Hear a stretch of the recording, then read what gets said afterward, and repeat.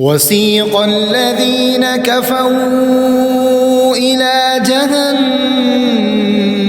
زمرا حتى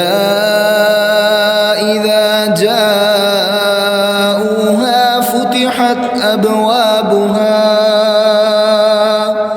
وقال لهم خزنتها ألم يأتكم رسل منكم يتلون عليكم آيات ربكم وينذرونكم لقاء يومكم هذا قالوا بلى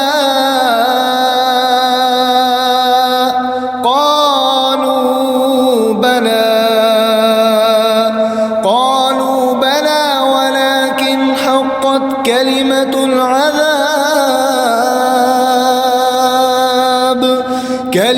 العذاب على الكافرين.